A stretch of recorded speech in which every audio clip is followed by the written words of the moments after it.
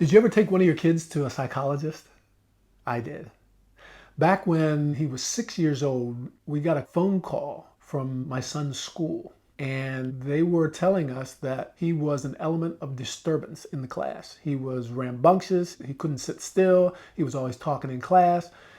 And so they kindly asked us to intervene and do something about it. So, we hung up the phone and I was just talking to my wife and I was like, well, he doesn't seem like he's that much different from any other kids, A lot of kids don't talk a lot in class, but he doesn't really seem like there's anything wrong with him.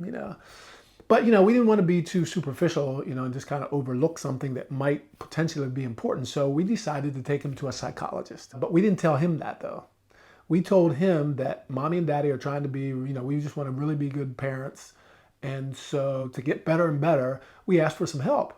And we asked him for his help, if he would mind coming with us to answer a few questions from a really nice lady. He agreed immediately and seemed like he was really happy to help us.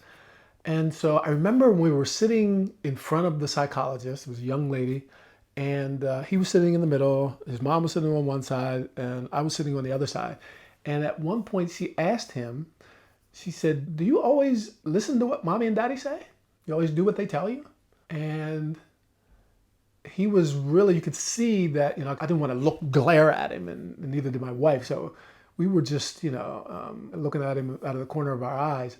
You could see that he was a little uncomfortable, because we were both sitting there, And he said, no, not all the time. And so she said, oh, that's interesting. She said, how come? And so again, you could see that his discomfort. And he said, well, I listen to dad more than I do mommy. And she said, and why is that? Well, because daddy gets really upset and he punishes me. And mommy, sometimes she yells at me a lot, but then a lot of times she doesn't really do anything. So now before you think that I'm a sexist and I'm against women and all that, because it's just not, it's a true story. It's true. It could have been the other way around easily. And maybe in some families it is. But that's not the point. The point is, which is the reason why I wanted to tell you this story, is because it's the same thing that I see happen in companies. It's the same thing. I see entrepreneurs, and I've had the chance to work with really literally hundreds of entrepreneurs over the years. And some of them talk a good game. They get upset and they tell their employees what's going to happen if they don't. And some of them tell me that they tell their kids the same thing. They tell them what's going to happen if you don't listen. This is what's going to happen. And then when it doesn't happen the way they want, they don't do anything. So am I saying that it's right to punish kids? That's not the point. Or am I trying to say that, the mother, my wife, was wrong because she was yelling at? It all really depends on what you want. It depends on that. So if you're an entrepreneur, a business owner, a manager, and you're managing people and they're not doing what you want them to do, or they're not performing up to their standards or up to the standard that you expect from them, this is why, this is just a small little parenthesis that I want to open up. Some people talk about leadership, and there's a lot of things to talk about leadership, a lot of theory, but sometimes I think you have to manage certain situations. Some people don't like the term management, but sometimes you have to manage stuff. You can lead your way through it, but sometimes you have to manage a situation. And sometimes there's situations that come up when an employee isn't performing like it's supposed to.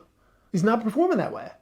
And so you got to figure out what you're going to do about it. A lot of times what I've seen is, and this is something I learned as an employee, as a manager, that if there are not consequences for certain actions, then people are going to continue to do what they've always done.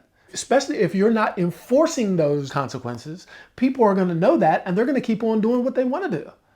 And so that's the reason I want to tell you the story. If you're a business owner or manager or entrepreneur and you have situations like that, and you have raised your voice and you've gotten upset and you have told people over and over again that if they don't do this, then this is going to happen, but nothing ever happens when they do it, then you can't get upset anymore, because they continue not to do what you want them to do, because you haven't really done anything about it. There's no consequences. And that doesn't necessarily mean that that's where you have to stop. Some situations have to be managed right away. And then you can take a step back and think about, like I mentioned in other videos, why is this happening? Why does this continue to happen over and over and over again? because there's no consequences, but even take a step back from that and think about, what could I do to make this person want to do this? What could I do to train them better? What could I do to set them up for success?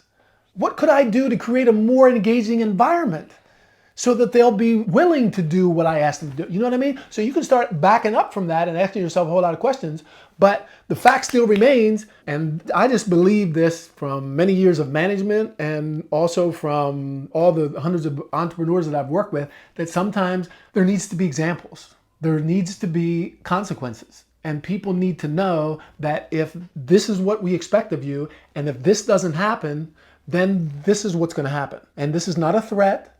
It's just a rule. And the rule has to be followed. And if you don't follow the rule, especially when it's clear, and then that thing happens that I promised you would happen, then you can't get upset with me, because I told you it was clear before. So if you didn't do it, it's not my fault that you didn't do it. You should look at yourself in the mirror and get upset with that person who's looking back at you. See what I'm saying?